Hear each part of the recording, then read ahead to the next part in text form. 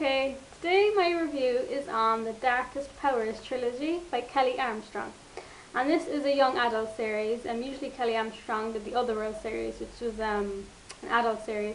But this was for a younger audience, and it's kind of set in the same world, just with a different characters and a completely different storyline. Okay, so it's a trilogy, and I just think it's an amazing story and premise. And I mean, from the very beginning, I was really hooked into the story. And I think out of all the series I read, this is the series I would most like to see turned into a movie, just because I think the premise would really just interest and intrigue viewers. And basically, it's about a girl, Chloe, and she's sent to it's kind of like a mental health facility for young people because she's told she has schizophrenia. But because she's seeing people and she thinks she's seeing ghosts and people are talking to her, but really she kind of has this supernatural ability, and they're just, the whole cover is schizophrenia, and that's just, I think it's so just a compelling idea. And this poor girl, and she's sent to this place anyway, and there's other young people there.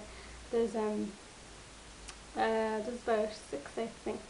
The place she's sent to is called Lyle House, and it's not your average mental health kind of facility. There's something going on, and I won't spoil that. Let's just say everyone there has something, and there's just a bigger plot then involved as well.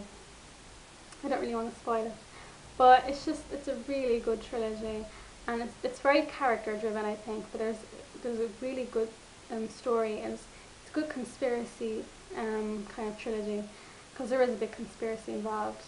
And Chloe, she's 15 years old, and we really get the sense that she's young, because a lot of these characters in books are they're kind of older, they're kind of more mature, beyond their years, and with her you get a sense of she's really young. She's only 15, which I kind of like for a change.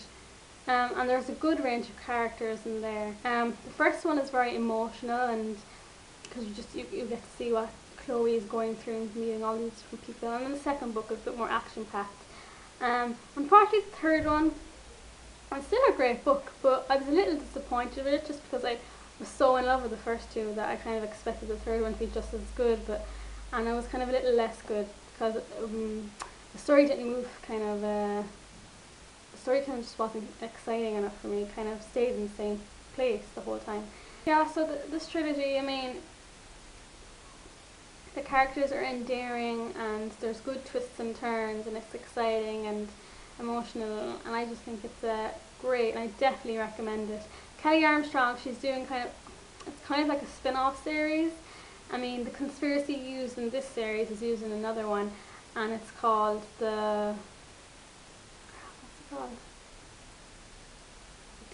I'll find out for you. Basically, it's as I said, the similar kind of premise, but just with different characters. And she said the characters from this series might come into it. I'm not mad with spin-off series, just because I get so into the other characters. I don't really want to read about new ones. So I have it downloaded, but I'm still not sure whether I'm going to read it. I probably will, but I'll miss the old ones. So yeah, that's my spoiler-free review. So, Darkest Powers Trilogy, very recommended. Okay, so now I'm going to move on to more spoiler reviews, so if you don't want any spoilers, please switch off now.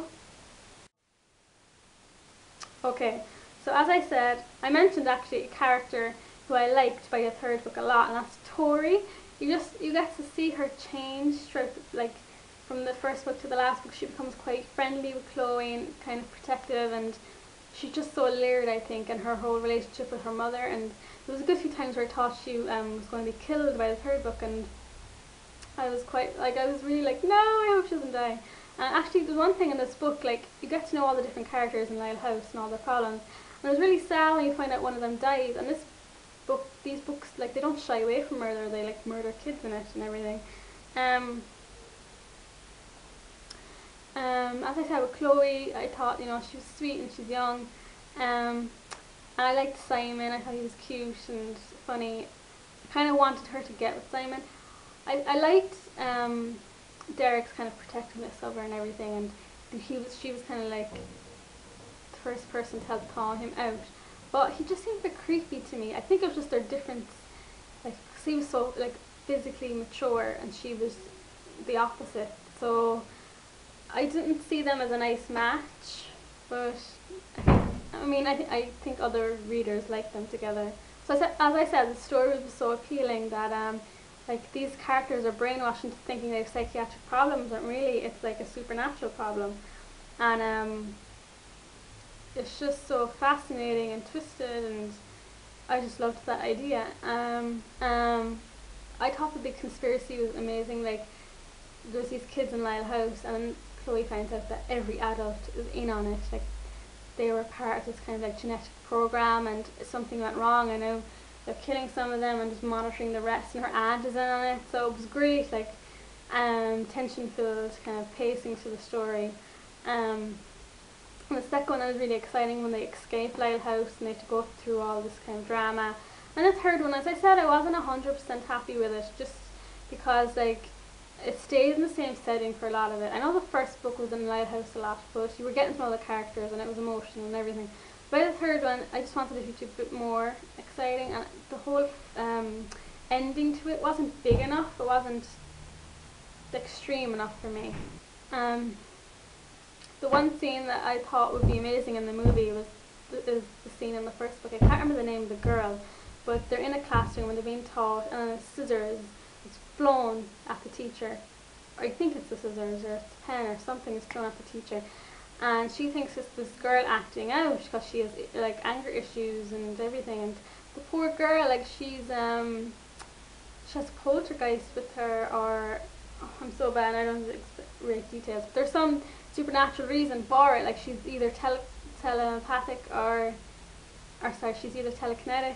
She can move things with her mind, and there's poltergeist throwing it, and the poor girl then is treated like it's all her, which is quite sad. But I thought that would be a nice kind of scene for the movie, if there ever was a movie. But yeah, so I really love these books, and I was sad when they ended. I was really excited when the next one then was coming out. Also, check out the ChloeSaunders.com website. Kelley Armstrong made it up, and it's amazing. It's one of the best websites an author did, I think, and there's just bits of everything, and she puts up so many chapters of her books, which is great. So that's my review on the Darkest Powers trilogy, and please check them out. They're really good, and let me know what you think, and thanks very much for watching.